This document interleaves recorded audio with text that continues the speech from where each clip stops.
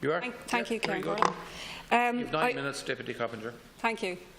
I think this is absolutely critical as an issue because the capital city is obviously completely congested at key times. I think it was interesting that the Taoiseach got caught in a traffic jam a couple of weeks back and spoke about 70 minutes from Castleknock into the city centre. God love the poor souls that live beyond Castleknock, because the Taoiseach's experience wouldn't have been as severe, I can assure you.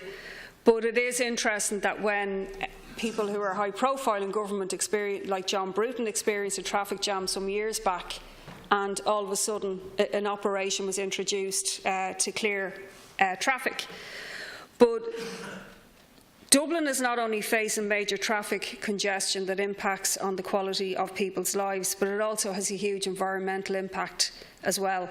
With the car still being the dominant mode of transport, 43% of Dublin's commuters use the car to get to work, school or college, and a huge figure. And the limitations of the transport system are down to one reason and one only, which is the ongoing lack of public investment in public transport. The motion mentions how Dublin is the 15th most congested city in the world. There was a cut of 58 million in public subvention of public transport to the CIE group of companies since 2010. So it's this, the previous and the previous government. There's also the wider context of the lack of longer-term planning, where economic development is driven by profits rather than what's needed by regions and communities. In the census 2016, 43% of Dublin commuters said they used the car. In Dublin West, to give an example of a suburb where the Taoiseach and myself both represent, the figure is even higher. It's 51%, so more than half of people are using cars to get to where they need to get to. You know, this is just simply unsustainable. I wanted to mention some of the problems faced by commuters in Dublin West because, yes, there's been a recovery and improvement in economic fortunes in the sense of factories or, pharmaceutical companies, etc., opening up. But there hasn't been any attendant increase in public transport to go with those openings. So, for example, one commuter who commutes in and out of town each day talked about the 39 bus service. We've no Lewis, we've no Metro, and yet it's actually the most populated, fastest growing area of Western Europe in the last 15 years. One of my constituents, the service on the 39 route is really inadequate. The wait for a 39 bus can be up to an hour on most weekday evenings.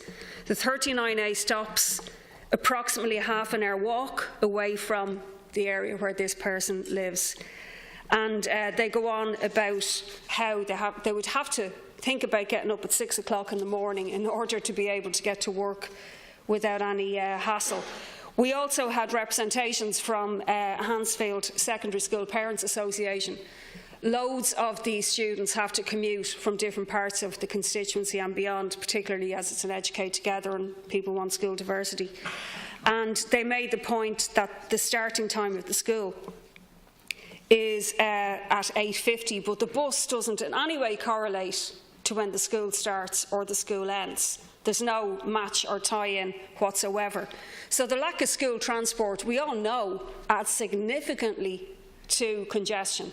When the schools are off, you can see the difference. Even in parts of the US, where neoliberalism is at its height, they have school transport systems. But in this country, it's just seen as something that is not. But particularly when you have a problem in suburban areas with students and children crossing each other, some going from one school, some going to another, because of the lack of school places and so on. The frustrations with Dublin Bus due to the lack of investment, as I said, this is a busy urban area, very young, people needing to get to work, to college. The 39, the 38 and the 38A are the three bus routes that provide the main public service from Dublin West into the city centre. And the common experience cited by everybody is that you wait for a bus, 2 or 3 buses may arrive all full, because they haven't got the capacity to deal with the population and to deal with the demand. People left waiting for another bus an hour later, and this is during the day. It's not at unusual times at night. We need to see a massive expansion of the bus service. We need public investment to increase the number of buses, the frequency, and to employ more drivers. Obviously, the position of cyclists as well. Cycling has massively increased in popularity in recent years. It's reflected in Dublin West as well. And there could be a huge expansion of cycling routes and linking in as well with the transport system. Trains as well. The train quality in Dublin West has a train line serving 6% of the people who commute each day. The Taoiseach talks in a press release that he put out today to constituents about a Lewis service on the train lines, but only you have to live right beside or quite near that to be able to access it. Most people are totally reliant on buses.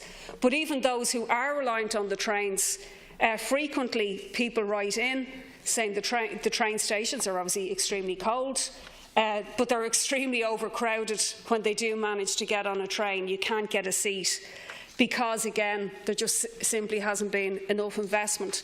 One commuter who wrote in from my constituency comes from France and argued, why can't we have double-decker trains, for example? Because clearly there is such a need.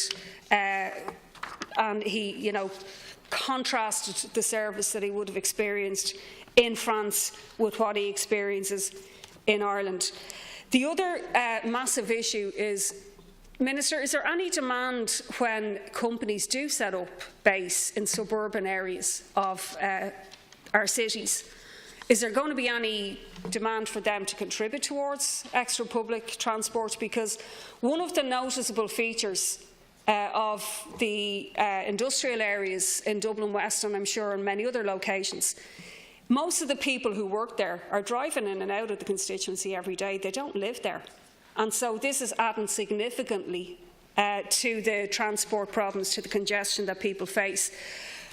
What I would say is this: people often assume you have a minister in an area, you get this huge upgrade in services.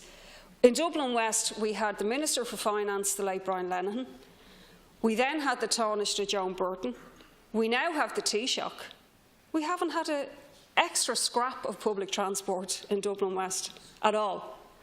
All of the testimonies from people about waiting for buses, overcrowded trains, testify to that. We need a massive investment in public transport. Unfortunately, there doesn't seem to be the commitment there from this government to provide it, based on lack of any empathy or with Irish Rail or Dublin bus workers in recent times. But that's the only way that we will be able to get people from A to B and also impact on our environment and on climate change.